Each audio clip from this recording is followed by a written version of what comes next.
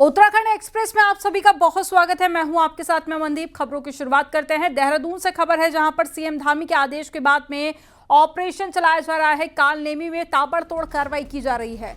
दूसरे दिन भी देहरादून में कई फर्जी और ढोंगी को गिरफ्तार किया गया। साधु संतों के वेश में घूम रहे 23 फर्जी बाबाओं को देहरादून पुलिस ने गिरफ्तार कर लिया है। इनमें से 10 फर्जी बाबा यूपी, बिहार, बंगाल और हरियाणा से है। ये लोग महिलाओं और साथ ही पुरुषों को वशीकरण के साथ में झाड़ फूंक के नाम पर ठगी करते थे और सीएम के आदेश पर यह बड़ी कार्रवाई की जा रही है।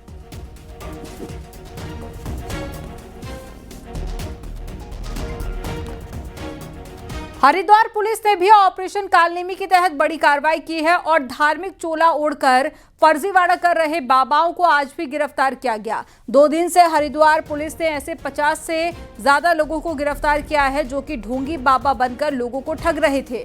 इनमें सपेरे, तांत्रिक और पिरान कलियर के आसपास घूमने वाले ढोंगी भी शामिल हैं और ऑपरेशन कालनेमी में ऐसे लोगों में हड़कंप मच गया है और अभी ये कार्रवाई आगे भी जारी रहने वाली है।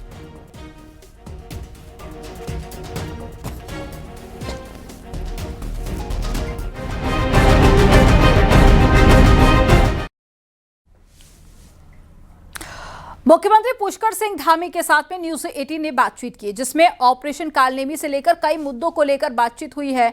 मुख्यमंत्री पुष्कर सिंह धामी ने साफ शब्दों में कहा है कि पहचान छिपाकर रहने वाले किसी को भी कीमत पर बख्शा नहीं जाएगा और साथ ही राज्य में बारिश और पंचायत चुनाव पर भी मुख्यमंत्री धामी ने बात की है। उत्तराखंड के मुख्यमंत्री पुष्कर सिंह धामी ने ऑपरेशन कालनेमी की शुरुआत करने का आदेश दिए हैं। इसका उद्देश्य उस तरीके के बाबाओं को पकड़ना है जो कि भगवा के नाम पर कहीं ना कहीं फ्रॉड कर रहे हैं और पहले दिन इसमें 25 से ज़्यादा बाबा ऐसे धरे गए हैं। खुद सीएम हमारे साथ जुड़े हैं न्यूज़ 18 नेटवर्क पे, उनसे बातचीत करते हैं।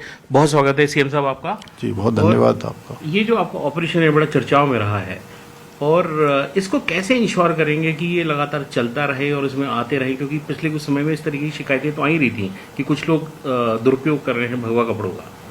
उत्तराखंड देवभूमि है।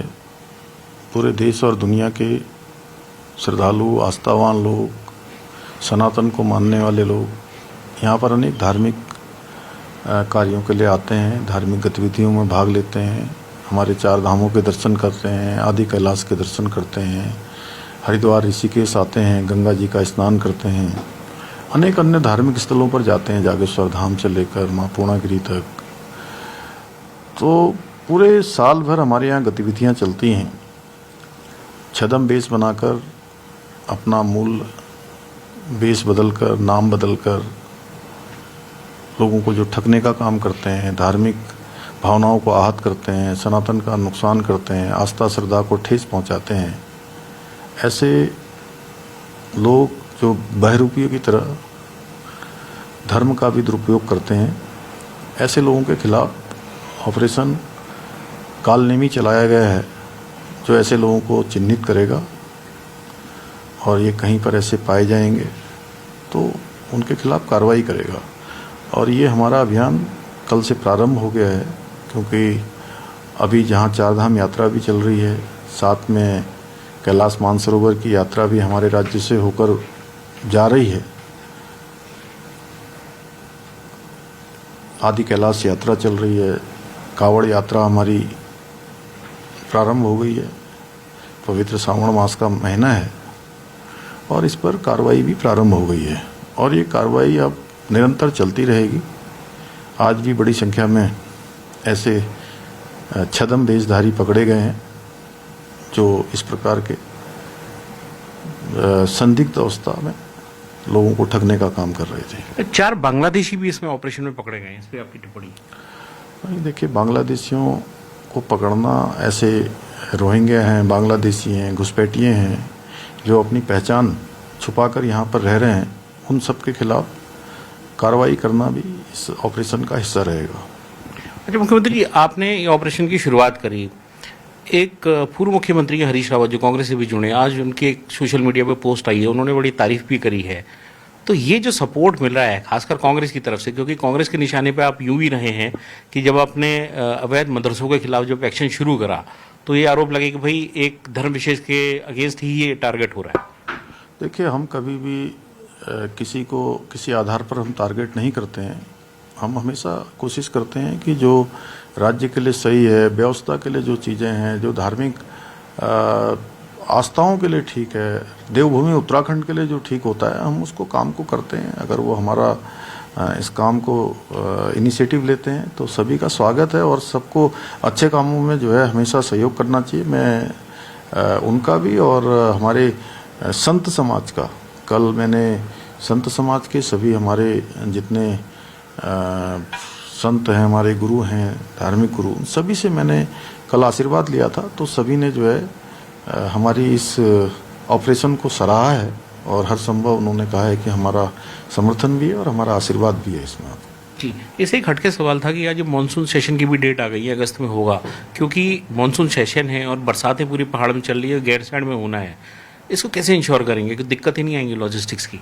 बरसात में देखिए हमारे सभी काम संचालित होते हैं। बरसात में हमारे लोग जो है हमेशा से रहते आए हैं, वहाँ लोग जो है जैसे रहते हैं वैसे हम सब लोग भी बरसात में, वो हमारी ग्रीष्मकालीन राजधानी है और अभी ग्रीष्मकाल चल ही रहा है, तो इसलिए अच्छे से संचालित होगा। जी, 2022 में आपने शपथ ली थी और 4 साल आपको रिसेंटली अभी हुए भी हैं, दोनों टर्म्स मिला के। अभी तक उत्तराखंड में जैसे कि चर्चा थी, भाई एनडी तिवारी के अलावा किसी सीएम ने तो पूरा टर्म अपना पूरा भी नहीं किया, तो आप इस मिथक को तोड़ने जा रहे हैं? देखिए, मैं कभी भी दिनों पर नहीं जाता, समय पर नहीं जाता।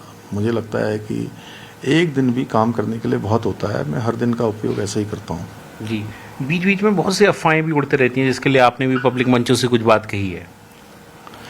देखिए, मैं कभी भी अफवाहों पर ध्यान नहीं देता हूँ। मैं ईश्वर पर भरोसा करता हूँ, अपने नेतृत्व पर भरोसा करता हूँ और मुझे लगता है कि मैं पूरे उत्तराखंड की जनता के लिए काम कर रहा हूँ। आदरणीय प्रधानमंत्री श्री नरेंद्र मोदी जी के आशीर्वाद से, उनकी प्रेरणा से हमारा प्रयास है कि उत्तराखंड देश का श्रेष्ठ राज्य बने। ये हमारा विकल्प रहित संकल्प है। उस संकल्प को हम लोग बिल्कुल सिद्धि तक पहुँचाएंगे। और प्रधानमंत्री जी के शब्दों में कहूँ तो उनका बाबा केदार के धाम से, उनके मुख से निकले हुए शब्द कि ये दशक उत्तराखंड का दशक होगा। इन 10 सालों में उत्तराखंड देश का श्रेष्ठ राज्य बनेगा और समस्त उत्तराखंड वासियों के आशीर्वाद से ये दशक उत्तराखंड का होगा। हर क्षेत्र में उत्तराखंड आगे बढ़ेगा। भ्रष्टाचार एक बड़ी समस्या थी, उस पर हमने पहली बार राज्य स्थापना के बाद पहली बार सख्ती से काम करना प्रारंभ किया है। लोग कहते थे कि छोटी मछलियों को पकड़ा जाता है, बड़ी मछलियां बाहर रहती हैं। अब हमने ये संकल्प लिया है कि जो भी गलत काम करेगा, अपने दायित्वों में लापरवाही बरतेगा, अपने जो काम है उस काम को ठीक से नहीं करेगा, भ्रष्टाचार करेगा, छोटी मछलियां क्या, बड़ी मछलियां क्या, भ्रष्टाचार के रूप में जो भी मगरमच्छ भी होंगे उनको भी नहीं छोड़ा जाएगा। आपदा की स्थिति में हमने हमेशा कोशिश करी है कि राज्यवासियों के साथ खड़े रहें। उनके साथ आपदा को रोका तो नहीं जा सकता है, लेकिन आपदा के असर को कम किया जा सकता है। लोगों को त्वरित रूप से सहायता पहुंचाई जा सकती है। चाहे सिलकेरा टनल का रेस्क्यू अभियान पूरे देश और दुनिया ने देखा, वो मॉडल आज पूरी दुनिया के अंदर हो रहा है। चाहे आज पिछले वर्ष केदार घाटी में आई आपदा हो, घनसाली क्षेत्र में आई आपदा हो, दारमा ब्यास और धारचूला के क्षेत्र में ऋणी की आपदा हो, या जहाँ भी आपदा आती है त्वरित रूप से हम लोग पहुँचते हैं। हमारा प्रयास रहता है हर प्रकार से लोगों के साथ खड़े होकर आपदा के असर को कम करें। थैंक यू सीएम साहब। तो ये थे मुख्यमंत्री धामी, जिनका कहना है कि ऑपरेशन कालनेमी फर्जी बाबाओं के खिलाफ अवैध जो स्ट्रक्चर्स खड़े हैं सरकारी भूमि में, उनके खिलाफ भी कार्रवाई जारी रहेगी, साथ ही भ्रष्टाचार पर प्रहार जारी रहेगा।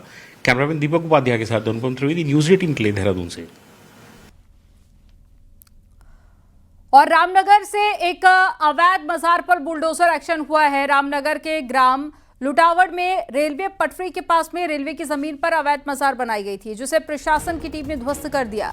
एसडीएम ने बताया कि पूर्व में नोटिस देने के बावजूद भी अतिक्रमण नहीं हटाया गया और फिर उसके बाद में ये कार्रवाई की गई। उत्तराखंड में अब तक 538 अवैध मजारें हटाई जा चुकी हैं। मुख्यमंत्री पुष्कर सिंह धामी ने धार्मिक ढोंग के नाम पर हो रहे अवैध कब्जों के खिलाफ अभियान तेज करने की बात कही है। ये मजार रेलवे की भूमि पर लोटाबाड़ नामक स्थान में थी। और इसमें कुछ समय पुलिस शिकायत प्राप्त हुई थी कि यहाँ पर एक अवैध रूप से मजार यहाँ पर बनी हुई है। इसमें रेलवे विभाग के अधिकारियों से वार्ता की थी, उनको बताया गया था, उनके द्वारा कुछ कार्रवाई की गई थी। उसके पश्चात रेलवे विभाग और प्रशासन पुलिस सभी के सहयोग से इस मजार को वहाँ से हटा दिया गया है। अभी तक लगभग 7 से अधिक मजारें हम लोगों ने यहाँ पर से जो अवैध रूप से निर्मित थी उनको हटा दिया गया है। चंपावत से बड़ी खबर है। यहां पर पुलिस ने अब तक की सबसे बड़ी ड्रग्स की खेप पकड़ी है। यहां पर 10 करोड़ की ड्रग्स के साथ में एक महिला को गिरफ्तार किया गया। पिथौरागढ़ और चंपावत पुलिस ने ज्वाइंट ऑपरेशन चलाया, जिसके बाद में बनबसा में नेपाल बॉर्डर के पास में ड्रग्स के साथ में महिला को गिरफ्तार किया गया। ड्रग्स करीब 5.5 किलो है और तस्करों के पास से नेपाल और नाइजीरिया से जुड़े होने के सबूत मिलने की बात भी कही जा रही है। ऐसी आशंका भी है और फिलहाल पुलिस महिला के पति और गिरोह के अन्य सदस्यों की तलाश कर रही है।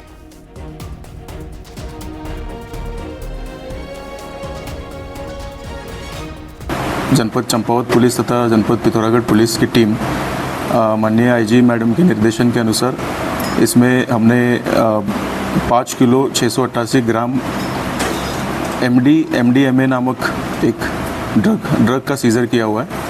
इसमें एक महिला जिसका नाम ईशा है, पत्नी राहुल कुमार, इनको गढ़ीकोट के पास से अरेस्ट किया गया है। हरिद्वार में कांवड़ियों ने भारी हंगामा कर दिया है। सिंहद्वारा चौक पर कांवड़िए कांवड़ पटरी को छोड़कर हाईवे पर आ गए और हाईवे पर ही चलने की जिद पर अड़ गए। यही नहीं, कई कांवड़िए तो पुलिस के साथ में भिड़ते हुए भी नजर आए। काफी देर तक पुलिस ने कांवड़ियों को समझाने की कोशिश की, लेकिन कांवड़िए नहीं माने और फिर पुलिस ने हल्का बल प्रयोग कर कांवड़ियों को हटा दिया, जिसके बाद में अभी हालात कंट्रोल में है।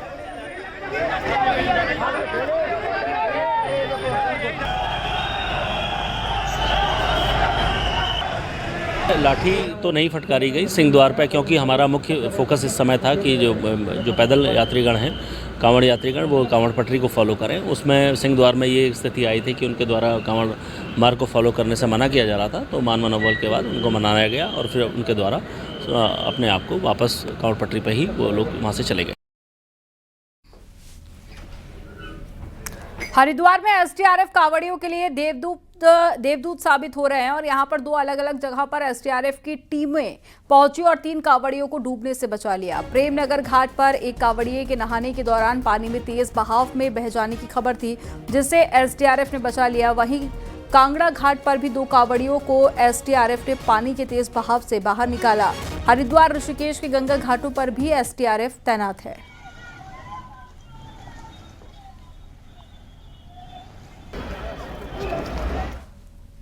और रुद्रप्रयाग में बारिश मुसीबत का सबब बन गई है। तेज बारिश के बाद में बरसाती नाले उफान पर आ गए हैं और स्यूर बांगर में बरसाती नाले का पानी सड़क पर बह रहा है, जिसकी वजह से लोग जेसीबी के सहारे सड़क पार कर रहे हैं। जान जोखिम में डालकर लोग रोड पार कर रहे हैं।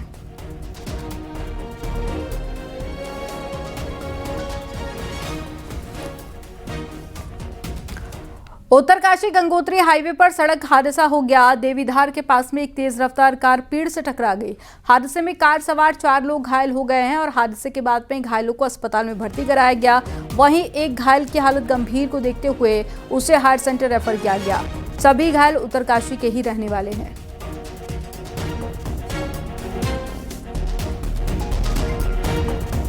श्रीनगर में गुलदार के आतंक से लोग काफी ज्यादा खौफ में हैं। मेडिकल कॉलेज परिसर में गुलदार नजर आया और सीसीटीवी में गुलदार कैद हो गया। लोगों का कहना है कि शाम ढलते ही गुलदार दिखाई देने लगता है।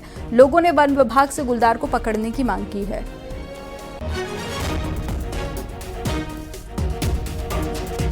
नैनीताल के बेताल घाट ब्लॉक की एक महिला 3 दिन पहले ही रामनगर से लापता हो गई थी। परिजन उसकी तलाश में दर-दर भटक रहे हैं और पुलिस भी तलाश में जुटी है। बताया जा रहा है कि 48 साल की दीपा देवी कांडा बेताल घाट से 9 जुलाई को रामनगर के लिए बस में सवार होकर निकली थी, जिसके बाद में दीपा रानीखेत रोड पर बस से उतरी और रामनगर में अपने किसी रिश्तेदार से मिलने के लिए गई, लेकिन वो ना तो अपने किसी रिश्तेदार के घर पहुंची और ना ही वापस अपने गांव लौटी। परिजनों ने शिकायत दर्ज कराई और पुलिस महिला की तलाश कर रही है। सर, मम्मी गुमशुदा हो गई है 9 तारीख 12 बजे रामनगर थी, तो बस से उतरी हो, उसके बाद कोई पता नहीं। किसके साथ आई है? आई तो अकेले थी, वो दीदी के पास आई थी इलाज कराने। रामनगर में? हाँ जी। 9 तारीख को? 9 तारीख। तो रामनगर में कहाँ से लापता हुए? ये बस अड्डे से। हरिद्वार में सैलरी के संकट से जूझ रहे उत्तराखंड आयुर्वेद विश्वविद्यालय के कर्मचारियों ने भीख मांगकर प्रदर्शन किया। ऋषिकुल परिसर के स्वास्थ्य कर्मियों ने कॉलेज से बाहर निकलकर दुकानदारों से यूनिवर्सिटी प्रशासन के लिए भीख मांगी और 5 महीनों से सैलरी नहीं मिलने से नाराज कर्मचारी पिछले 23 दिनों से कार्य का बहिष्कार कर रहे हैं। और वहीं प्रदर्शनकारियों का कहना है कि अगर जल्द से जल्द उनकी सैलरी नहीं मिली तो बड़ा आंदोलन किया जाएगा।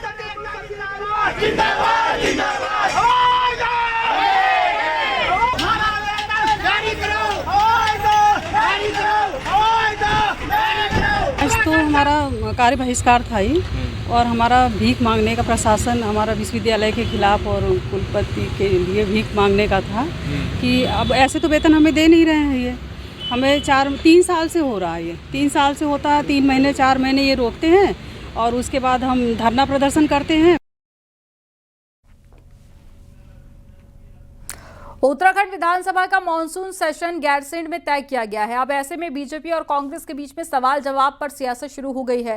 कांग्रेस संसदीय कार्य मंत्री तय नहीं होने पर सवाल उठा रही है, तो वहीं पर बीजेपी कह रही है कि सवाल उठाने वाले खुद सवाल उठाने के काबिल नहीं है। आपको रिपोर्ट में दिखाते हैं।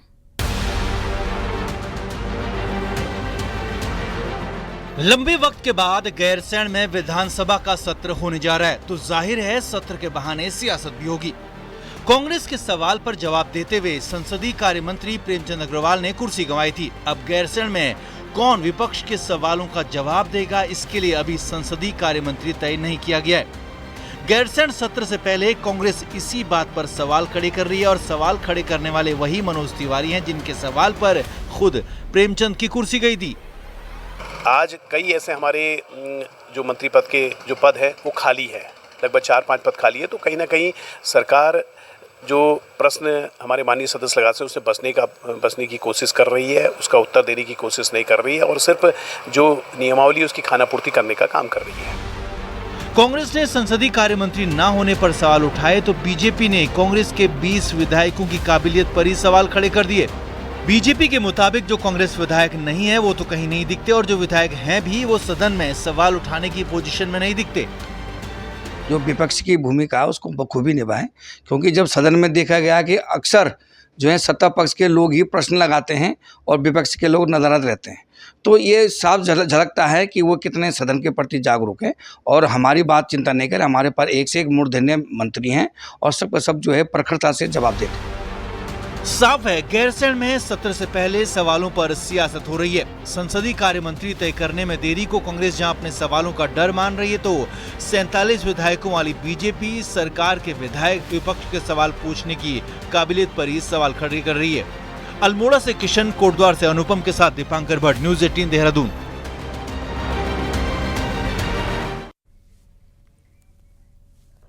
और देहरादून में 1.5 लाख से ज्यादा परिवार तमाम छूट के बाद भी हाउस टैक्स जमा नहीं कर रहे हैं। अब ऐसे में नगर निगम जीआई मैपिंग के साथ में नई तैयारियां कर रहा है। आपको रिपोर्ट में दिखाते हैं। देहरादून में कई इलाके ऐसे हैं जो नगर निगम के अंदर हैं, जहां लोग बिजली पानी के बिल जमा करते हैं, लेकिन हाउस टैक्स देने में अब भी बहुत पीछे हैं। नगर निगम ने लाख कोशिश की इन लोगों से टैक्स भरवाया जाए। अप्रैल के महीने में छूट तक का प्रावधान किया गया ताकि लोग प्रॉपर्टी टैक्स भर सकें, लेकिन उसके बावजूद लोग हाउस टैक्स भरने आगे नहीं आए। कई इलाके ऐसे हैं जहां आधे लोग तो हाउस टैक्स भरते हैं लेकिन आधे नहीं। ऐसे में इस बार नगर निगम 75 करोड़ के टारगेट पर काम कर रहा है। लोगों को टैक्स भरने के लिए नोटिस भेजने की तैयारी है और जीआई मैपिंग के जरिए निगम ने 1,65,000 लोग अब तक चिन्हित कर लिए हैं। प्रॉपर्टी टैक्स कलेक्शन का कार्य है, उसमें नगर निगम ने इस वित्तीय वर्ष में 75 करोड़ का लक्ष्य रखा है अपने लिए।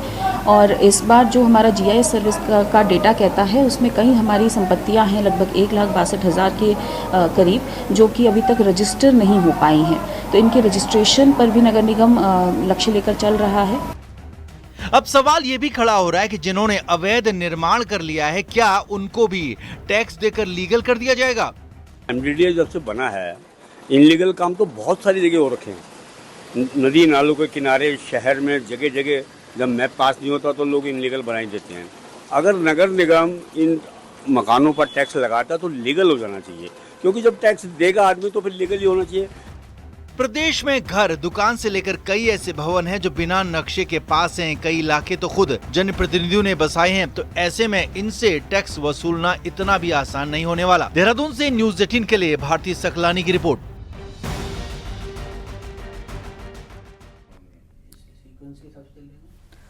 और पिथौरागढ़ में क्लस्टर स्कूल स्कीम लागू होने पर दर्जनों स्कूलों में ताला लटकना तय है। अब ऐसे में दूर दराज के इलाकों से विरोध के स्वर भी उठने लगे हैं, क्योंकि इन इलाकों के स्टूडेंट्स कई किलोमीटर का सफर तय करने को मजबूर होंगे। आपको रिपोर्ट में दिखाते हैं।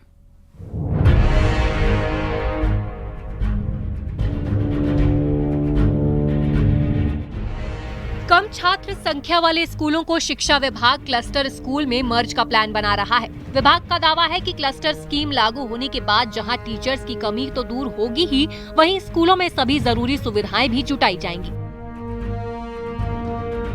लेकिन पिथौरागढ़ में क्लस्टर स्कीम का विरोध लगातार बढ़ रहा है। आलम यह है कि पीपली, डोडा, चोरपाल, चिटगल, रीठा, रोतेली, संगौड़ और बड़ागे में इस स्कीम का विरोध काफी तेज है। कई अभिभावक मुख्यपाल पहुंचकर विरोध जता रहे हैं, तो कईयों ने स्कूलों को ही विरोध का अड्डा बना रखा है। स्कूल है दूसरी जगह शिफ्ट किया जा रहा है, जो काफ़ी दूर है। जो हमारे क्षेत्र से आपदा क्षेत्र, ये जो आपदाग्रस्त रहता है, जो भी रहता है, गरीब बच्चा जो भी है वहाँ से इतना वो नहीं कर पाएगा, ट्रैवल नहीं कर पाता। उस स्कूल का क्लस्टर के रूप में अगर छानदे कर दिया जाए तो हमें कम से कम कुछ भी नहीं 30 किलोमीटर का दायरा मतलब तय करना पड़ेगा, जो कभी किसी मतलब हिसाब से संभव नहीं हो सकता है। तो मेरी सर्वप्रथम मांग यही है, जो हमारा इंटर कॉलेज राज का पीपली इंटर कॉलेज है वो पीपली ही रहे। स्कूल मर्ज होने से सबसे अधिक दिक्कत दूर दराज के इलाकों में आ रही है। इन इलाकों में स्कीम लागू के बाद स्टूडेंट्स को 10 से 15 किलोमीटर का सफर तय करना होगा। इतनी लंबी दूरी तय कर पाना स्टूडेंट्स के लिए आसान भी नहीं है। पिथौरागढ़ में 136 इंटर और हाई स्कूल को 56 क्लस्टर स्कूल में मर्ज किया जाना है। इन सभी स्कूलों में अभी 13,000 से अधिक स्टूडेंट्स पढ़ाई कर रहे हैं। डीडी हाट, विड़, मूनाकोट और गंगोली हाट ब्लॉक में क्लस्टर स्कीम की सबसे अधिक मार पड़ रही है। इन चारों ब्लॉक में 93 इंटर और हाई स्कूल बंद होने की कगार में है। जहां पर छात्र संख्या कम है, टीचिंग स्टाफ कम है, उन विद्यालयों को उस क्लस्टर विद्यालय लेने में एक अच्छा वहां पे स्टाफ भी फुलफिल रहेगा और बच्चों को आने जाने के लिए वाहन की सुविधा भी उपलब्ध होगी। पिथौरागढ़ आपदा के नजरिए से भी संवेदनशील है। ऐसे में अगर इस स्कीम पर अमल हुआ तो तय है कि स्टूडेंट्स के लिए कई किलोमीटर का सफर किसी चुनौती से कम नहीं होगा। यही नहीं, लड़कियों के लिए ये चुनौती और अधिक होगी। ऐसे में ये आशंका भी बनी है कि कहीं स्टूडेंट्स को पढ़ाई के बीच में ही ना छोड़ना पड़े। न्यूज़ 18 के लिए पिथौरागढ़ से विजयवर्धन उप्रेती की रिपोर्ट।